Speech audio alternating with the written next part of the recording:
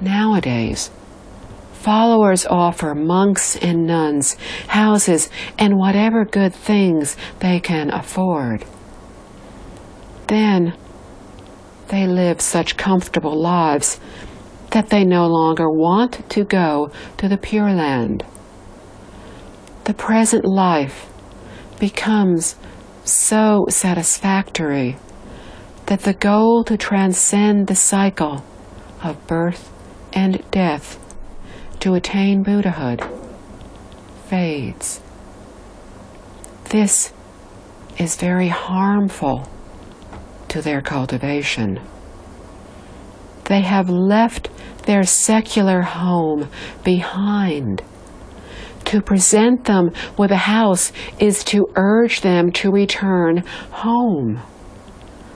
Isn't this harmful to them? Having received ownership of a house, they have again acquired property. This is regression of their cultivation. The follower is then actually a criminal who will ruin the master. These people do not understand that this is harming Buddhism and damaging the spirit of the Triple Jewels. They think they are doing a good deed and accumulating much merit. When they see the king of the hell realms after they die, they will feel bewilderment at their punishment. We must have true wisdom to cultivate good fortune, merits, and virtues in Buddhism.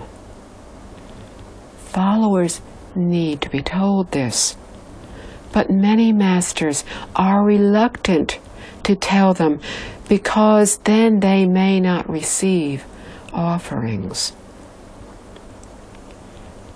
What about me? I am determined to go to the Pure Land. I will not remain in this world to continue suffering. Thus, to tell the truth, I do not care whether you make offerings to me or not. It would be even better for me if you did not, for it would save me a lot of trouble. Because of this, I started the corporate body of the Buddha's Educational Foundation, which is dedicated to the printing and distribution of Buddhist books. I told the manager, print more if there are more offerings, print less if there are less offerings. There is no need to print any if there are no offerings, which is best. When too many offerings are received, we have to take the trouble to select among all the Buddhist books to determine which ones are most suitable to print and then decide how best to print them. With no offerings, there would be no worries, no troubles. So we should not seek offerings, seek a way place, or ask for anything.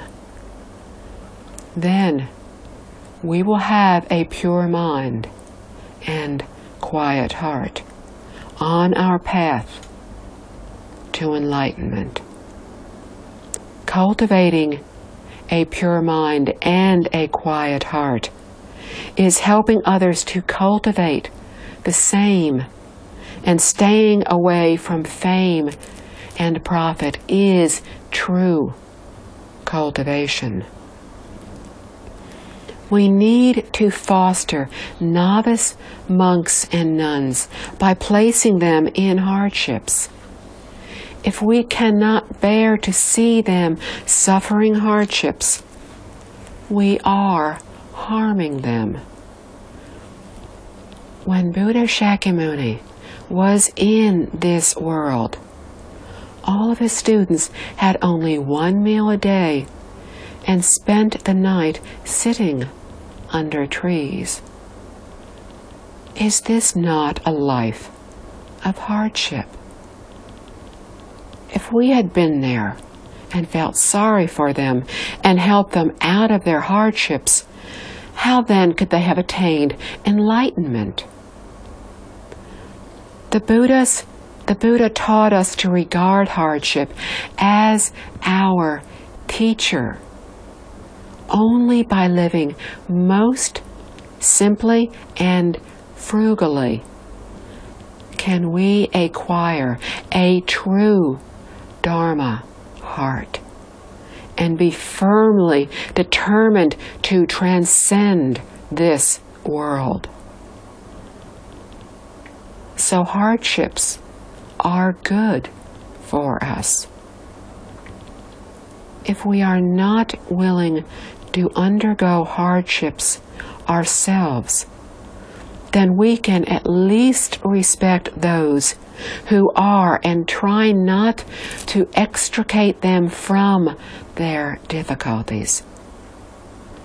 Only when we sincerely help inexperienced monks and nuns to improve will we have good masters promoting Buddhism. The seventh vow is to request the Buddha to reside in this world. The main purpose of the sixth vow is to introduce Buddhism to all people. If we hope to have accomplishment in our cultivation, the vow to request the turning of the Dharma wheel is not enough. Have you ever seen anyone attain enlightenment by listening to a talk on the sutra only once or twice in his or her lifetime? If this could happen, then enlightenment would only be attainable when Buddha was in this world, and not attainable when he was not. However, with our limited abilities, we cannot do this. So we need to request the Buddha to remain, to reside in this world. In other words, we need a teacher who is with us every day, so that we can be under their constant guidance and thus be able to reach enlightenment. Years ago, I was asked by Professor Lee about my aspirations. I told him that I wished to travel around the world, encouraging others to practice Buddhism. He nodded and told me that this was good, that I could achieve, but I could not help others to do so. I asked, why? He replied that I could only propagandize. He said that he had lived in Taichung for more than 30 years, and therefore many people had attained achievement. He went on to explain that if he had not lived in Taichung, but had visited there once or twice a year, then nobody would have had any achievement. To be able to help another, there needs to be an existing affinity. Without this affinity, even a Buddha cannot help us. By traveling around the world, propagating Buddhism, we will meet many people, but the affinities with them are lighter. Staying in one place to conduct regular teachings needs stronger affinities. I have benefited greatly from my travels, as I have been freed from the concept of a home.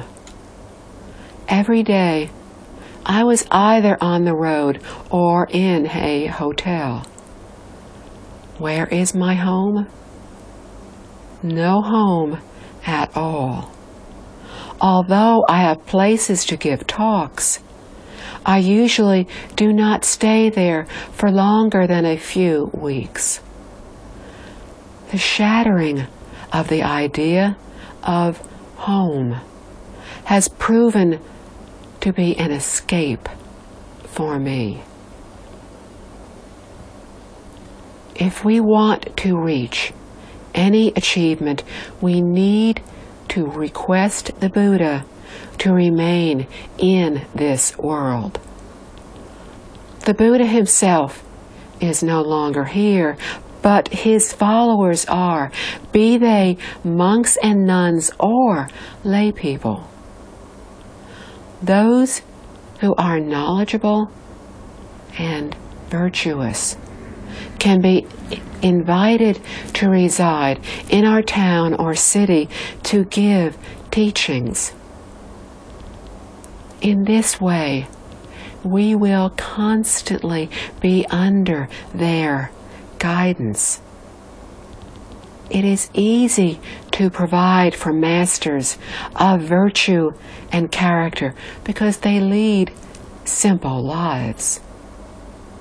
However, the lecture hall should look magnificent so that the listeners will like it and thus will develop respect for the way place.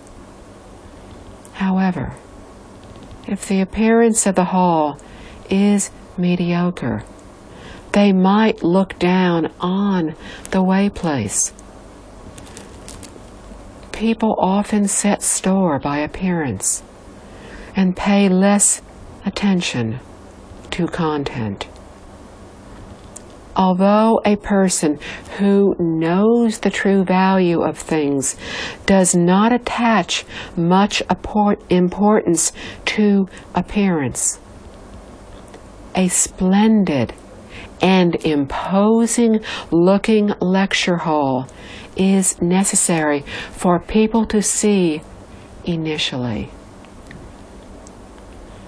Although the lecture and cultivation halls are impressive, the living quarters of the monks and nuns are very simple. If we look at the temples in China, we will understand. Even the head monk or nun lives in a small room. The luxurious exterior rooms are only for lay people and visitors. By carefully observing this, we will know the right manner to have and the right methods we need to adopt. Doing so properly will enable Buddhism to take root, grow, blossom, and bear fruit wherever we live. From the above, we can see that the 10 great vows of Bodhisattva, of the first 7, are the vows for bodhisattvas and vow and conduct.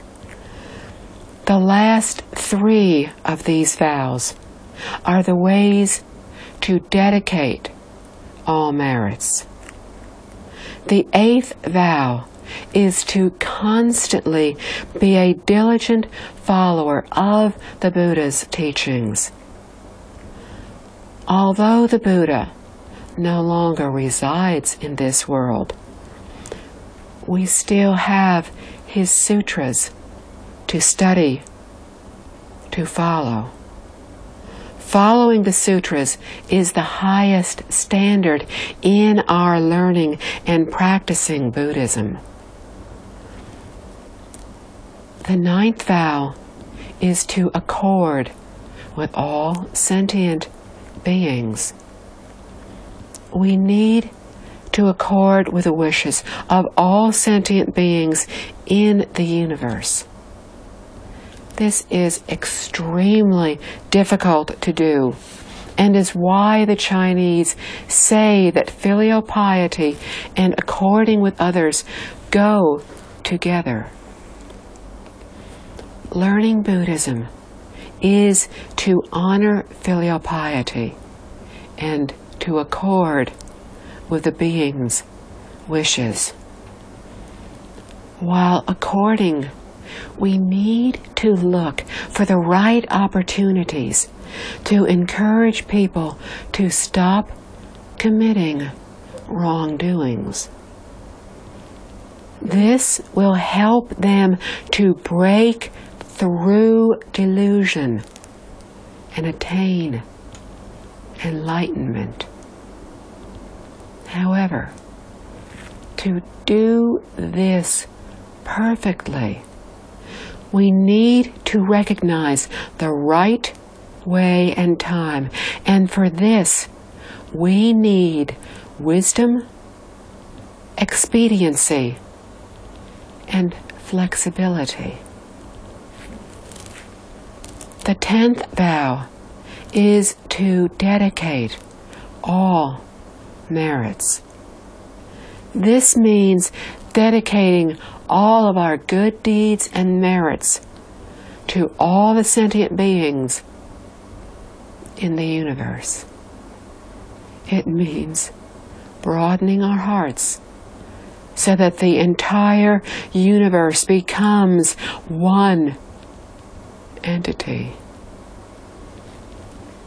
Only when we have reached this state can we be said to have attained the great perfection. In our learning and cultivation of the Pure Land, we use 5 sutras and 1 sastra or commentary.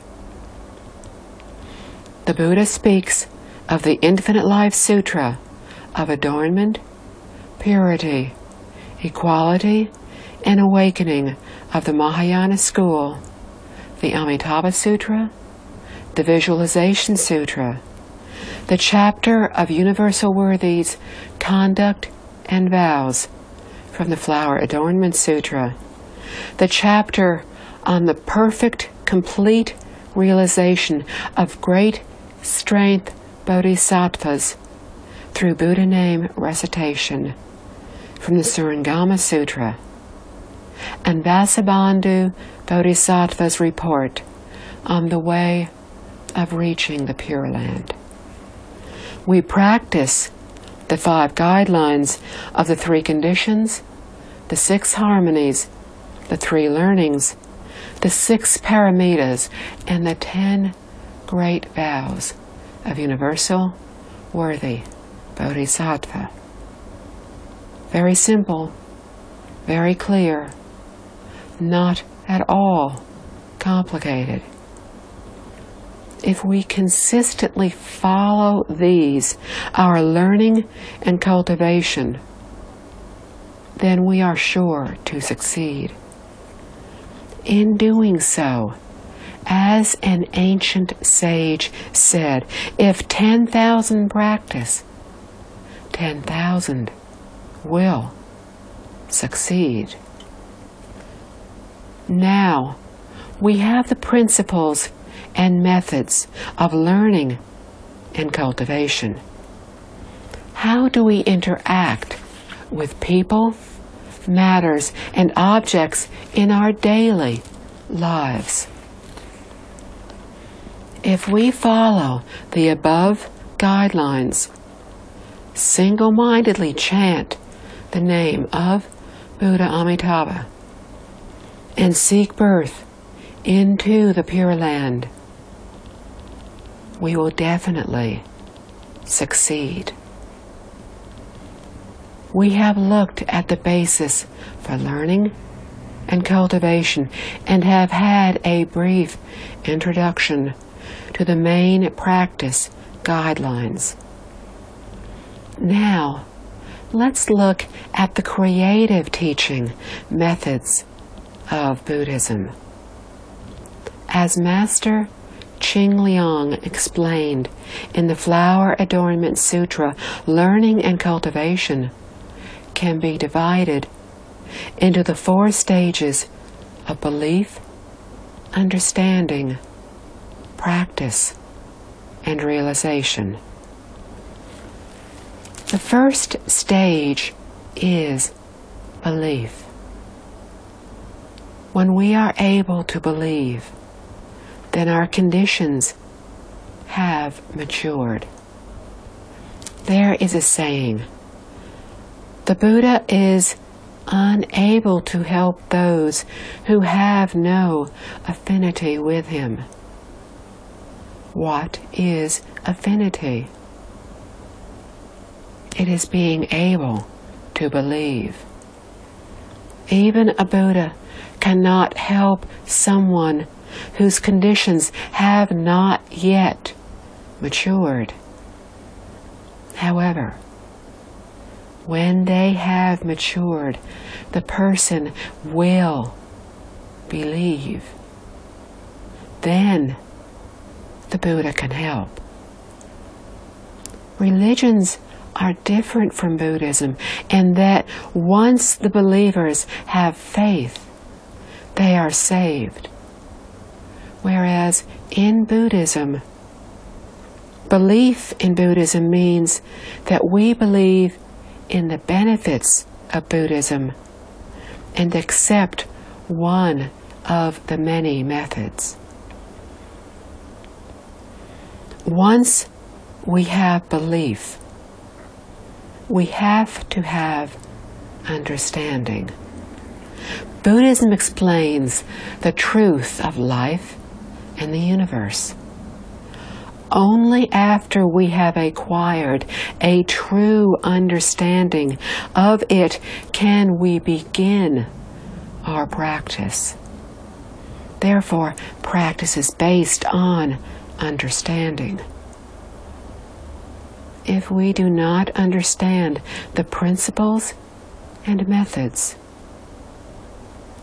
how can we practice? True practice is based on the foundation of principles and correct methods. The ultimate goal of practice is to attain achievement, to attain the real benefit. What is achievement? It is the application of what we believe, understand, and practice in our daily lives to attain the ultimate enjoyment in life. For example, what we find in the Infinite Life Sutra is just what we think and practice. What we think and practice in our daily lives conforms with the sutra. This is attainment and true reality. And this is what makes Buddhism so valuable.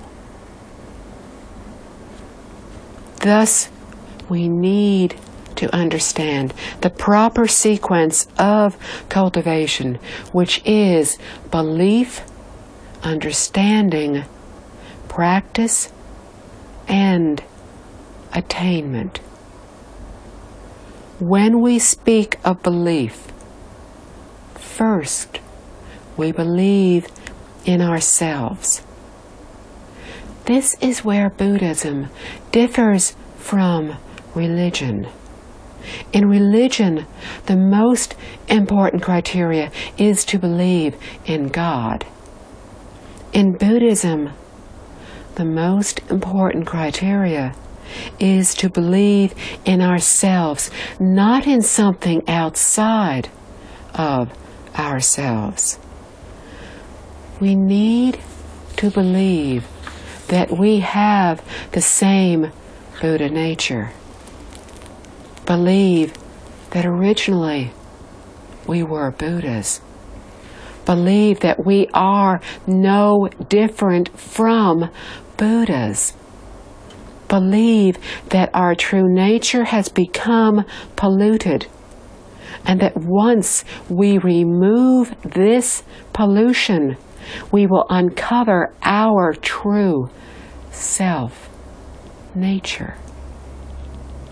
However, if we are always dwelling on thoughts that we have heavy karmic obstacles and fear that this will keep us from achieving attainment, then we will definitely not achieve.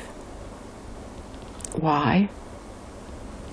If we do not believe we can achieve, then even the Buddha and Bodhisattvas cannot help us. Buddhas and Bodhisattvas can only help those who help themselves. Therefore, it is crucial that we have this confidence and belief in ourselves. In addition, we also need to believe in the teachings of the Buddha. We have been told infinite principles and methods. We will surely succeed as long as we follow them. After we have belief in ourselves, we need to have belief in the Buddha's teachings. Master O.E. described this as believing in principles and in matter. Where does matter come from? From the principle that is the pure mind of the true nature. All phenomena in the universe arise from this principle. They are related by the endless cycle of birth and death. A cause gives rise to an effect, which in turn becomes the cause of the next effect. This process continues ceaselessly. Developing understanding and belief in true reality builds our confidence, enabling us to seek thorough understanding of everything. Only in this way can we be free of confusion and doubt, which are obstacles in our cultivation, and thus we can obtain enjoyment and smooth advancement. In practicing Buddhism, it is most important to accept the teacher's instructions and practice according to the recommended methods. This has been the right way to learn since ancient times. The first requirement was to follow the 5-year restriction which was set by the teacher. In so doing, the teacher took full responsibility for whether the student succeeded or failed. This is the principle of honoring teachers and revering their teachings. This principle, however, no longer holds today, for teachers are not responsible and students are not earnest. The principles of teaching are declining, and this is the tragedy of our times. Students no longer respect teachers, and teachers no longer sincerely want to help students achieve. The 5-year learning restriction resulted in the student following just one teacher. It laid the foundation for the 3 learnings of self-discipline, deep concentration, and wisdom. It was the responsibility of the teacher to see that the student learned this. Consider Zen Buddhism. What did the teacher ask of the student for the first 5 years? They were assigned simple manual labor and asked to perform it earnestly, without change, every day. They were also to memorize the sutra. They were to read after completing their work and not to be concerned with anything else. The purpose of this labor was not to treat them as servants. After a while, the student felt bored and would think that he or she had worked very hard for 5 years without accomplishing anything. In actuality, he or she had accomplished much without realizing it. What was acquired? Afflictions were greatly reduced, and concentration was increased because of a ban against seeing and listening to many things. If the ban was properly followed, the students attained both good fortune and wisdom. What is good fortune? Working every day in the way place was cultivating the practice of giving. Since monks and nuns had no money to give away, they could work to practice the paramita of giving. Through the restrictions on listening and reading, they thereby concentrated the 6 sense organs, and the students also acquired a pure mind and attained deep concentration. This is wisdom. So the teacher taught the students to cultivate good fortune and establish the foundation of self-discipline, deep concentration, and wisdom. The teaching was designed to be subtle yet effective. With the 5-year learning restriction as a base, upon listening to 1 or 2 Dharma talks, the students could become enlightened. In the biographies of well-accomplished monks, we see that through this method, Many monks became enlightened in 3 to 5 years.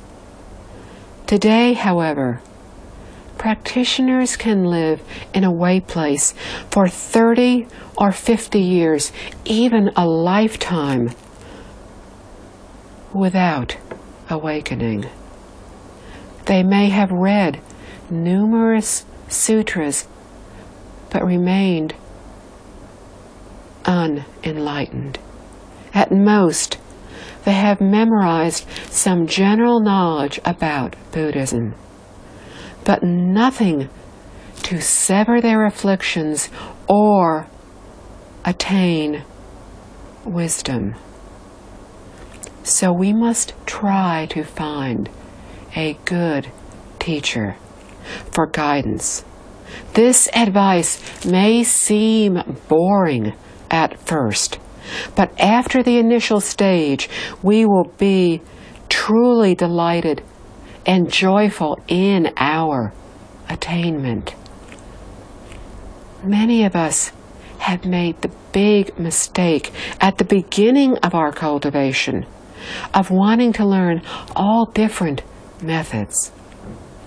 Ancient learned monks and nuns started with the second of the great vows of Buddhas and Bodhisattvas. Afflictions are inexhaustible. I vow to end them all. In ending all afflictions, we will achieve deep concentration and attain wisdom. Then the ways to practice are boundless. I vow to learn them all. This is the correct way for cultivation.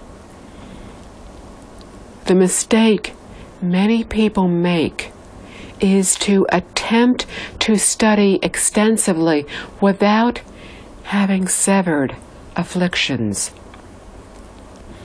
Master Qingliang called this understanding with no practice.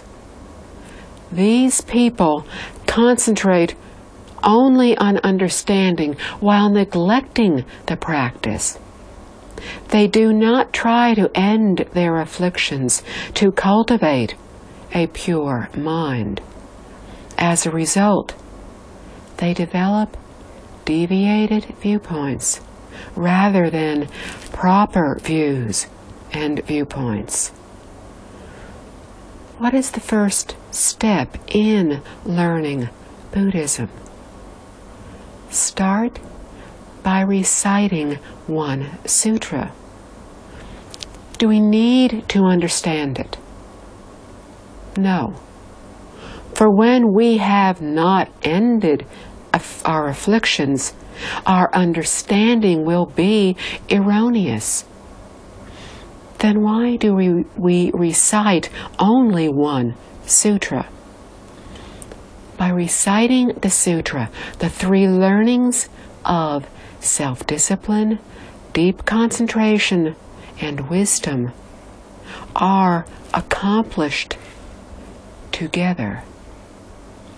Self-discipline requires that we do nothing bad, do all that is good. Reciting a sutra can prevent us from generating wandering thoughts, so we will be prevented from doing all that is bad. Sutras are words that flow from the Buddha, from his true nature. Nothing can surpass these words in virtue. Therefore, reciting a sutra is doing all that is good and results in the perfection of self-discipline, so there is no need to practice the precepts one by one. When reciting a sutra, we must focus. By focusing, We cultivate concentration. Clearly enunciating every word correctly, without any omission, is the practice of wisdom. Therefore, reciting the sutra properly is to practice the three learnings at the same time. Any attempt to analyze the sutra while reciting is in fact treating the sutra as a worldly book. This will result in none of the three learnings being accomplished, and is not true cultivation. Never belittle the practice of sutra recitation, as it is the base of cultivation. Reciting for 1 hour accomplishes 1 hour of cultivation. Reciting for 2 hours accomplishes 2 hours of cultivation, etc. Needless to say, the longer, the better. Many of my fellow practitioners in Taiwan and Dallas are reciting the Infinite Life Sutra 10 times a day. So far, some may have chanted the sutra over 2,000 times. Thus, they are very familiar with the text and only need 30 to 45 minutes to finish one sutra. Reciting 10 times thus means 5 or 6 hours of practicing self-discipline, deep concentration, and wisdom. With so many hours devoted to cultivation, we will naturally develop a serene mind in just a few years' time. Sutras flow from the pure and quiet mind and heart of the Buddha. When we have developed a mind as pure, as quiet, we will understand all we read in the sutra. The reason why the sutra is so hard to understand now is that our minds are filled with wandering thoughts. How can this mind be in harmony with one that is pure and quiet? This is why we do not understand the Buddha's words. So if we want to learn from a good teacher, we need to trust and believe that their methods are proper and correct. Just choose one sutra without being distracted by others. If we choose to follow the Pure Land School, we recite and study the Infinite Life Sutra. If we choose to follow the Tiantai School, we recite and study the Lotus Sutra. If we choose to follow the Flower Adornment Sutra, we recite and study the Flower Adornment Sutra. When choosing a school, follow its principles and delve deeply into the sutra for 5 years. In other words, sever all afflictions and try to develop a pure and quiet heart. This is the first step in learning Buddhism. Frankly, 5 years of learning and cultivating were enough for a practitioner to gain a pure mind in the past, because their minds were not as polluted as ours now are. In the past, children would remain innocent until around 10 years of age. Then they would begin to be aware of differences between right and wrong, self and others. They would begin to develop such characteristics as greed, anger, ignorance, and arrogance. Look at today's children. They start showing greed, anger, ignorance, and arrogance when they are only a few years old. Where do they learn these things? From television. They are exposed to television every day. They naturally become polluted. They do not have the happy, innocent childhood their parents had. How unfortunate they are. I was born and grew up in the countryside and was neither knowing nor sensible and aware of the world until I was 13. True happiness is to remain innocent as long as possible in childhood and to not be aware of any of the suffering in the world. All I knew was how to play. Once we lose our childhood innocence, we are no longer happy. For then, we have to be constantly aware of others. So I say that modern people are less fortunate than their predecessors were. Once we have developed a pure and quiet mind and have attained wisdom, then we can begin to broaden our knowledge. So we can see, hear, learn of anything that we are interested in. For now, we have attained wisdom and will not be affected by our surroundings.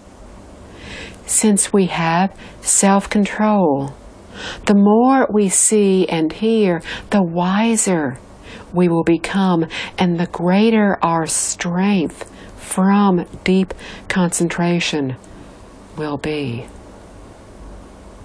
How are deep concentration and wisdom increased? Remaining unmoved by our surroundings will enhance deep concentration. Developing a clear and understanding mind will enhance wisdom. Then we can learn from other schools to further enhance our deep concentration and wisdom. First, we practice self-discipline, deep concentration, and wisdom to attain our original wisdom. Then we can learn extensively to perfect our acquired wisdom. This is the way of learning from ancient times. The Buddha told us in the great Prajna Sutra, innocent, intuitive wisdom knows all. So we must cultivate innocence first. The 5-year method of practicing self-discipline results in our remaining innocent of the happenings in the world. When we are once again in contact with the world, we will be aware of knowing all. This is the proper sequence and method to learn and practice Buddhism. Ancient patriarchs not only abided by the rules set by Buddha Shakyamuni, but also took Confucianism as the basis for their learning and practicing.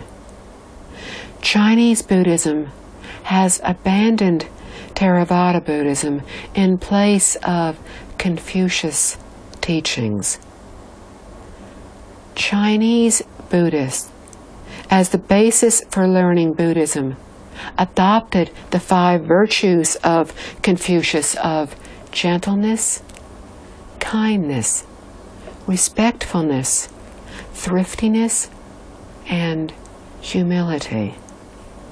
From this foundation, they developed the 3 conditions, the 6 principles of harmony, the 3 learnings, the 6 paramitas, and the 10 great vows of universal, worthy bodhisattva. All the schools of Mahayana Buddhism adopted this framework of learning and teaching. In other words, we can accomplish our learning and cultivation in any school as long as we follow these principles and methods. So we can say that taking the 5 virtues and 6 harmonies is the basis and a unique characteristic of Chinese Buddhism. There was another advanced method of teaching and learning in Buddhism: continuing education for teachers. It was not until recently that this method again came into use. When he was in this world, Buddha Shakyamuni had many students. Some stayed with him because they had not yet finished their study, and thus had not yet become independent. But others had reached some level of achievement. The latter were bodhisattvas who were responsible for spreading Buddhism. They went to different locations, set up way places, and taught on behalf of the Buddha. Then they would return to where the Buddha was for 3 months for a summer retreat, for continuing education. This is similar to today's summer vacation when the students are out of school, but the teachers cannot rest, for they need to receive further training. So the bodhisattvas went back to be with the Buddha for a summer retreat. They listened to his teaching, and thus were able to increase their concentration, wisdom, and virtues. They also discussed difficulties they had encountered in their teaching and tried to find solutions. They learned from each other in seeking self-improvement.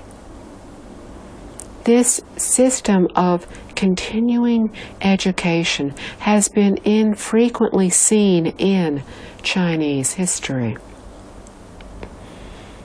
It is advisable that way places and Buddhist societies conduct summer and winter retreats of Buddha name recitation and Zen meditation, seminars, etc., for short-term training. This is very effective And people are able to accept this idea of short-term continuing education if we directly tell them that it is for severing afflictions, cultivating self-discipline, concentration, and wisdom, and transcending the cycle of birth and death. Only a few people can accept this concept or will be interested. Amitabha.